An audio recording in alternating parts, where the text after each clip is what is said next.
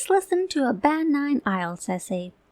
Some people believe that air travel should be restricted because it causes serious air pollution and uses up the world's resources. To what extent do you agree or disagree? The world has considerably changed over the past few decades ever since the advent of commercial aviation, which has made a new mode of travel possible for even the average person. It would be unwise to prevent people from being able to use this method of transport as a way to combat climate change. Often, air travel is the only viable option in many cases, especially when considering long-distance travel. Although trains or buses may be an option at times, they are not only not always available in every region, but they may also take too much time compared to a plane. Another important factor to consider is that using a private vehicle, such as a car or a motorbike, would, in fact, be less environmentally friendly because of their use of fuel, and would also be rather inconvenient for longer distances.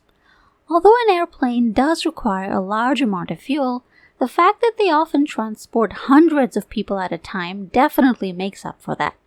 The only exception here would be private jets.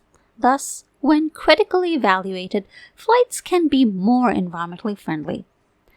There are other, much bigger concerns that lead to extensive pollution. The most ubiquitous substance known to the modern man, plastic, is also the biggest problem for the environment.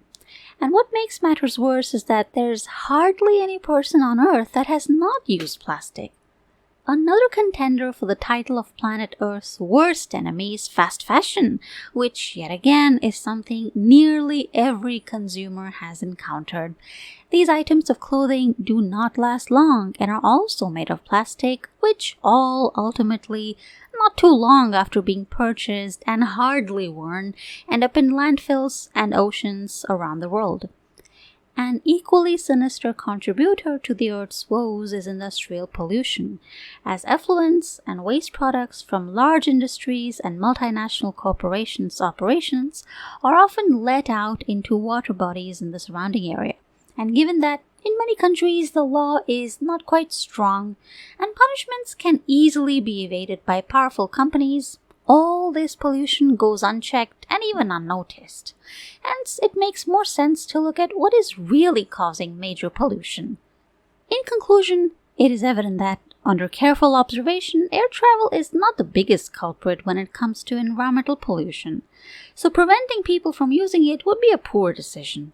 If such a policy or law were to be introduced, it would cause a lot of chaos, but still not really help fix the pollution problem.